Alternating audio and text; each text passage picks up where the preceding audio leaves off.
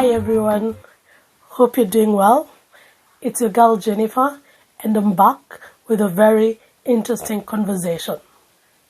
Haha, today you're in for it.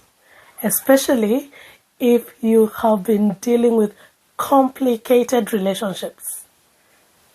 Yes, I want us to talk about complicated relationships. Have you seen those Facebook? I normally see it on Facebook where somebody puts a status and when it's relationship status, you write complicated relationships. Today you might relate. So, yes, complicated relationships are there, and I don't think they call them complicated relationships by mistake. It's because it's a reality. These things really happen. So, on one platform, for many people who followed me before, I've shared some relationship dramas I've had, and I will try to be touching on them and even to get and to dive into some of them deeply, because I'm about mental health and there's no way you can separate relationships from mental health. So let's start diving into some of these relationships.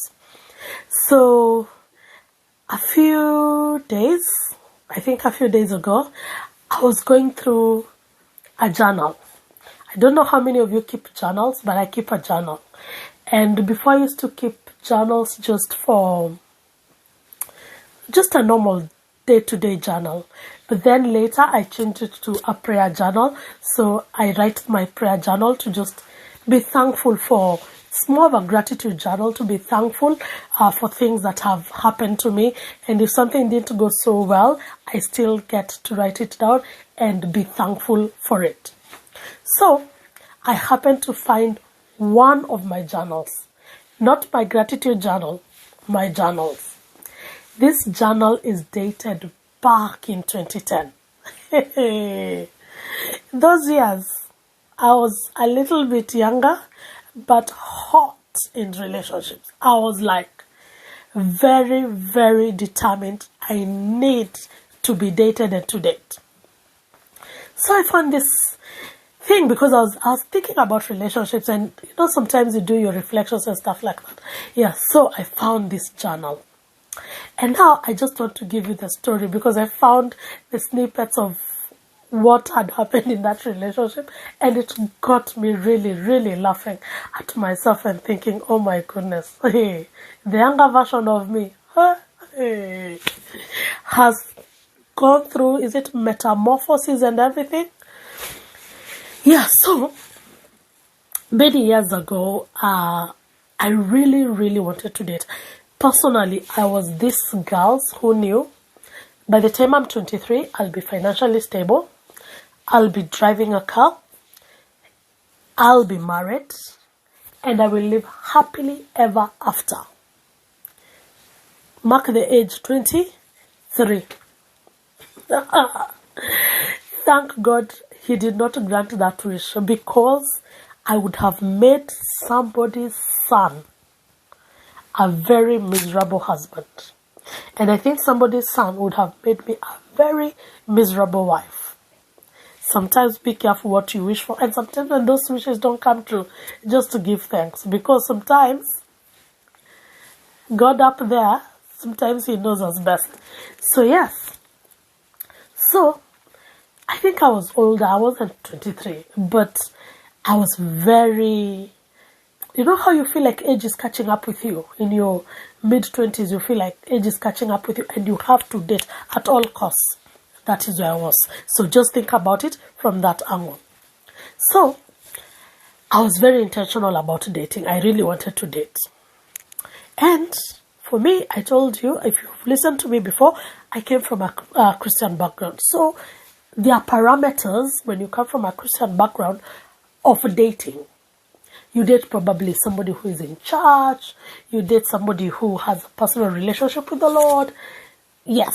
So for me, those were the things I used to look at first before I look at about academic background, family background, all those other things. This person themselves have to have a church factor. So, in my quest and journey, I found this guy.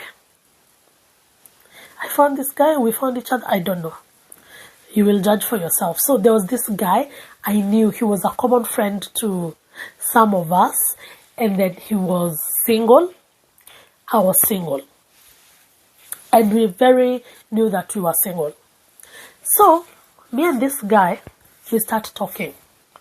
I think most of the relationships, that's how they start. We start talking, then you realize you're talking more than you talk to every other person. So you realize, hey, there's this time in the night when this person calls you, and when they call you, it's like, hey, I don't know. It's like a Beauty and the Beast, where your world comes alive. Everything he's saying, like, you agree with it. It really excites you.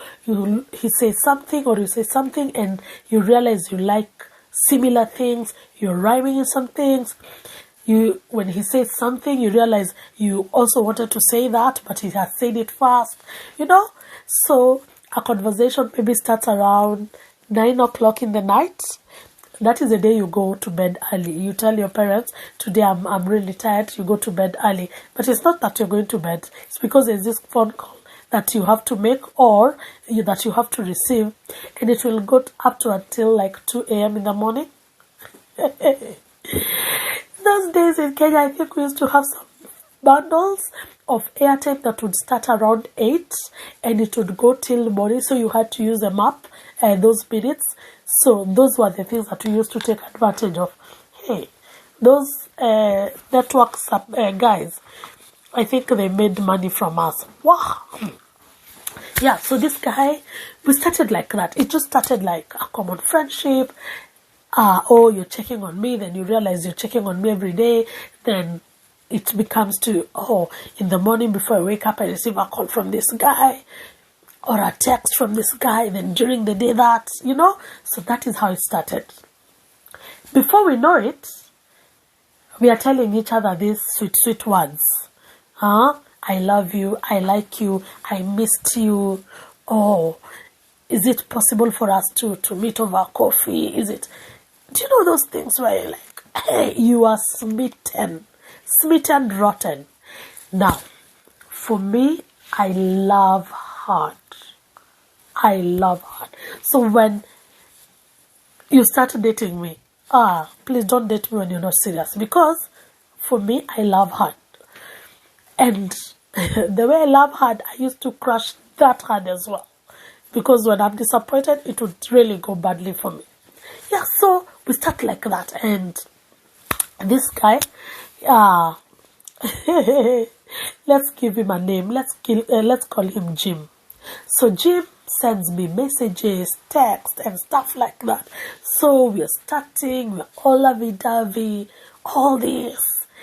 In between, because we share similar Christian values, we have to put the word of God in there or there, and go through the Bible a little bit and come back to our lovey-doveys so that heaven doesn't lock us out, For me, I want to be very real. This Christian walk, I have walked it all. Yes, so that's how it used to be. He was a fun-loving guy. I was a very fun-loving guy.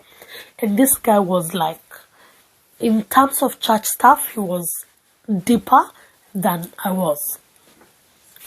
So, all I could remember, and all I know for a fact, this guy never asked me out. I don't know. For me, I'm old generation. I am these people who believe if we are having or we are in a relationship, there's a point where you come as a guy and tell me, oh, Jennifer, I think I like you, and now I want us to take this relationship further, and for me and you to start dating. So I want us to be a thing, an item. I believe it has to come from somewhere verbally, or even send me a text, or then one day we discuss it. So with this guy, this never happened. It never happened. Nowhere can I remember him ever sending me a text or saying that he wants us to date. I think we just found ourselves kind of dating. complicated relationships, huh? So we found ourselves there. And back of my mind, it used to haunt me why this guy has not asked me out.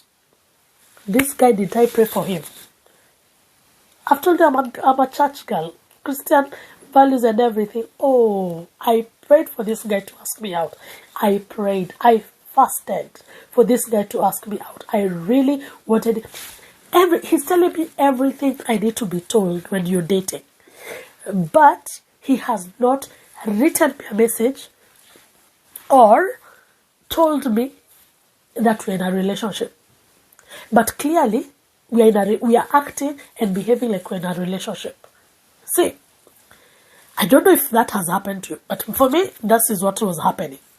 So for me, it was a bit complicated because I'm thinking, I need to be asked. I've not been asked, but we are acting like. So I don't know whether I have owned him or he has owned me.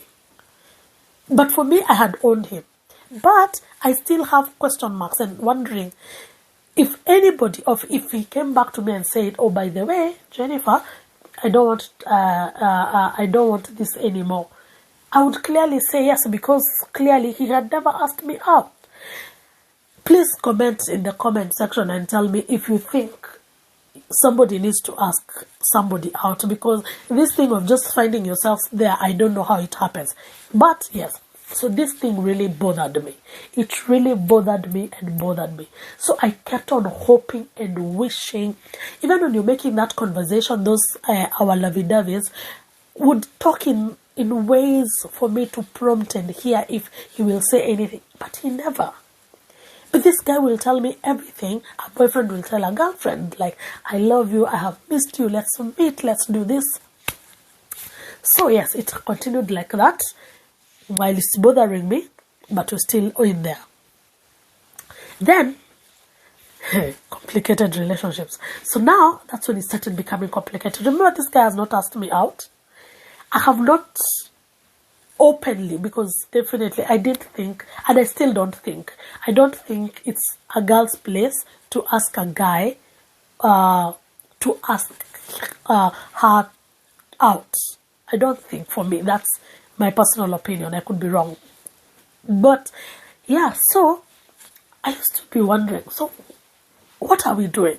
So sometimes I'd act like, yes, we're really together, he's my boyfriend, and I'm thinking like, maybe we are not, because I can't tell what is it. So it continued like that. Then after a few months, things started changing. For me, I feel it started becoming cold for me.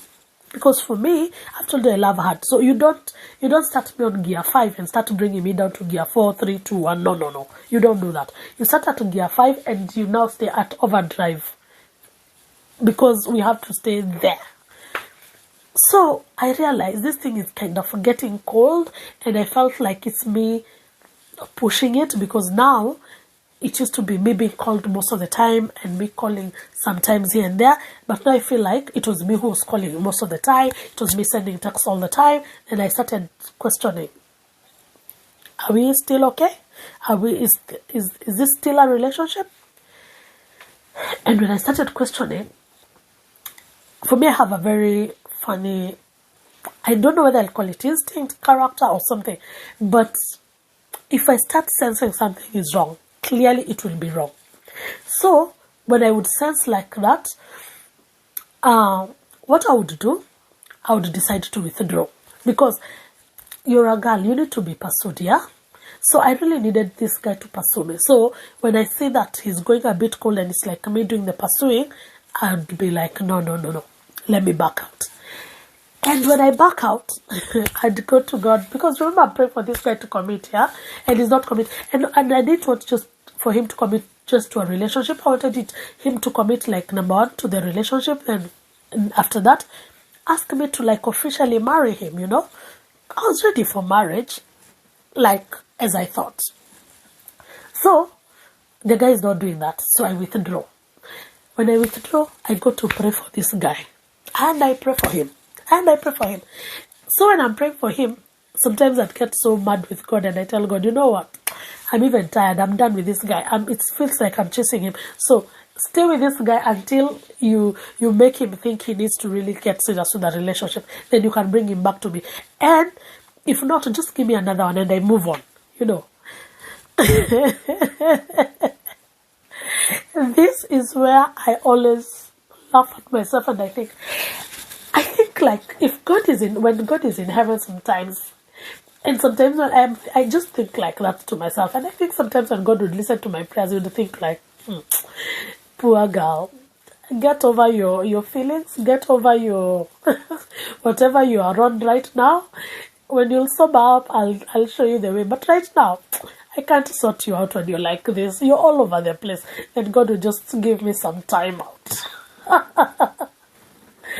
That's how I think God deals with me at times. Because sometimes I'm just too much. So I just go and tell God, that guy of yours, first keep him for some time. He's not acting the way he should be acting up. So just keep him for now. Then after I've prayed that, hey, and now I've given up, like I'm going slow on this guy, like, yeah, I feel like, let me just walk away. That is the time he'll come back, full swing. And I think, at some point I'm thinking, maybe God has answered the prayer, okay. So, we go back to that complicated situationship. And before we know it, he doesn't ask me out again. And I'm back to the same situation where I've not been asked out. After a few months, weeks, he goes cold again. And I'm thinking, what's wrong with this guy? It would annoy me. I still do my drill again. Go to God and tell him, God, now, I've prayed for this guy. I've spent this time long in prayer. I'm done. I think I did that like about 3, 4, 5 times. And it continued. And I don't know. Every time I'll just give him a timeout and decide that I'm walking away like coldly and slowly. That's when he'd come back full swing. And he'd come back thinking like, hey, there's one time, I even found it in that journal, that he asked me, hey, today, are you going to pick me from the dustbin you dumped me in? And I'm like, this guy, so he knows I need him. He knows he needs me. But he will never ask me out. He'll never commit. What is wrong with this guy? So it continued like that. And for me, honestly, I think sometimes in this journey of love, there's a you can take only so much, you know. So we continued like that. But let me tell you something. There are 2 people you can never lie to. God and yourself. Those 2 people. Never be fooled by anybody else. Those 2 people, you can never lie to them. In my heart of hearts, even when the relationship began, the situationship, let me not call it even a relationship, the situationship, when it began, in my heart of hearts, I felt I was just compromising. Because a relationship where you talk about things, but nothing progresses, and you can tell in your heart of hearts, this is not what I would want even for my future life and a married life. You feel like it will be a fire that will be going off and on every time.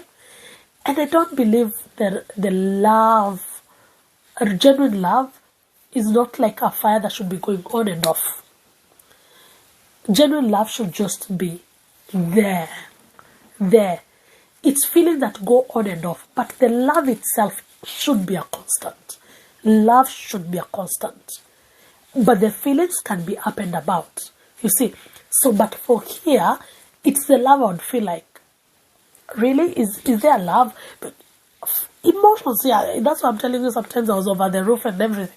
But yes, the emotions could have been everywhere. But the love itself, you'd feel like it always needed to be jump-started. You see? So, that I knew in my heart of hearts. And then I knew I've compromised, because clearly, how do you start going on a journey with anybody, or just even a normal journey? Would you just take off from here and going to probably to London, Mombasa, Kenya, travel to this destination, but you have not decided, I'm going to this destination? So you just go and find yourself at the airport and decide, when you're at the airport, you don't care what flight you're going to jump in. You just go, as long as there are flights, planes somewhere, you just go and get into any flight. Does that happen? No. So if that doesn't happen in a normal day, so why in a relationship would you be starting a relationship and you don't know where you're headed? You see, so that was me. It's like me being on a plane. I just go find a place and choose one plane, and I decide I have to go to this plane. And then when you're in the plane, you're telling this plane you have to go to France. And this plane clearly is like a plane headed for Afghanistan. But you want to tell it you have to go to France. So that is exactly what I feel I was doing in this complicated situationship. Because clearly the guy was not ready to ask me out. But for me, I am thinking like, because we are here, you need to ask me out. And for me, I don't feel like I needed to be asked out because he was really the right guy for me. I just felt that because I've wasted some of this time with you, telling you about how I feel for you and my feelings for you, then there's no point investing in anybody else. Let's just continue with this route and road we are on. You see. So, now, that relationship continued like that, but I promise you, it ended badly.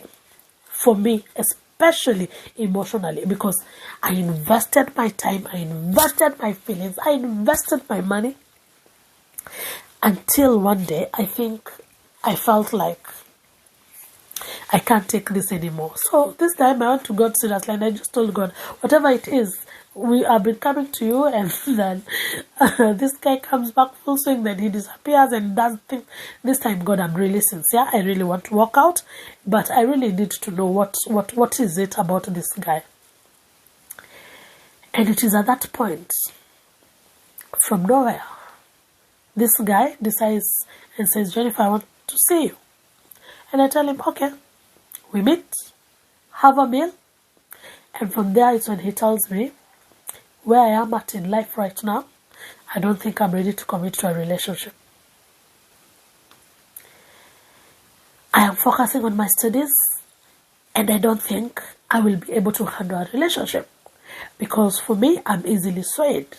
So, if I do a relationship and studies, I believe I will lose one. And so, because right now studies are more important to me, I want to concentrate on the studies. Whoa! Bad as it was, it hurt me. Why was I even getting hurt? I saw this coming, right? Yes, it hurt me, but at least I knew where we were studying. At that point, I thanked God and I said, bye-bye, adios, Mr. Jim. At least, let's move on to the next victim. And I say victim deliberately because there happen to be other victims. Yes. So, that's where I found myself. Against all hopes, it didn't work out.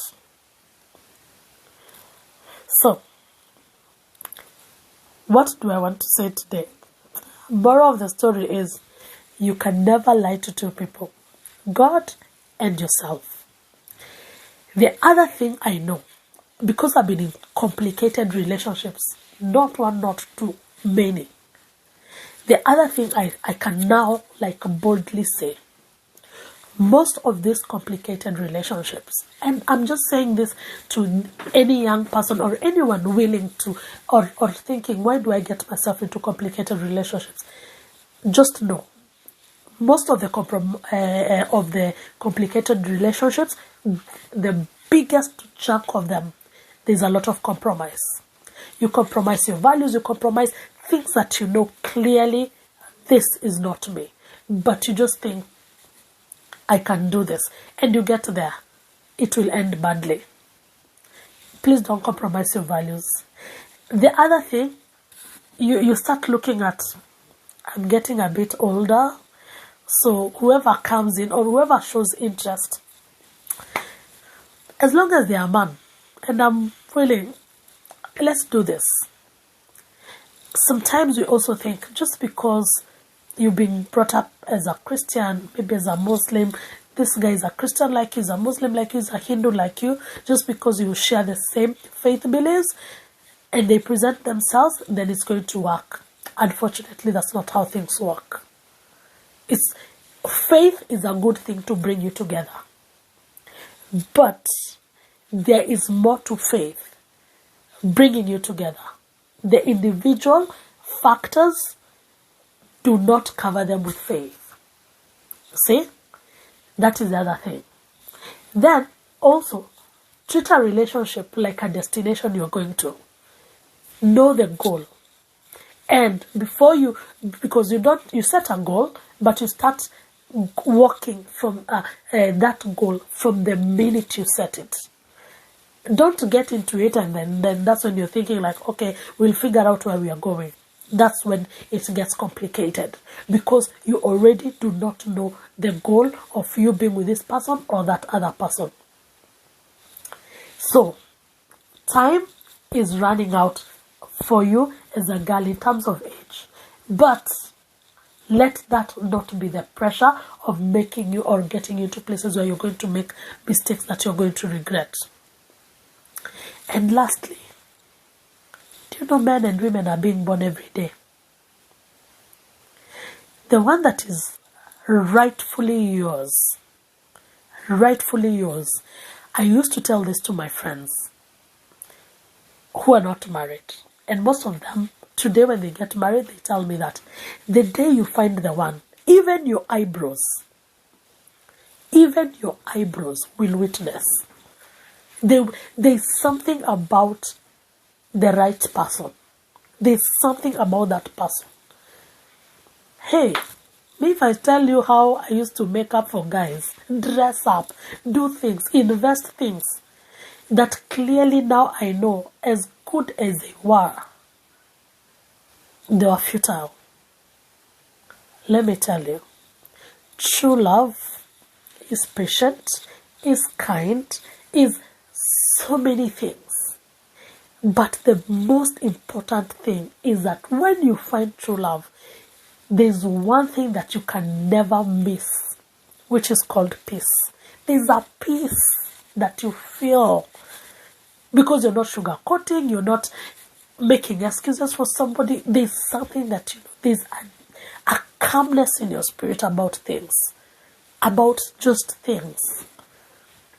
I don't have a very clear way of even explaining it. It's something that you have to feel and experience for yourself when you find it. When you find it. So, to change the world, you need to change the mind. It's your girl Jennifer, and this has been Against All Odds. Catch you in the next video. Bye.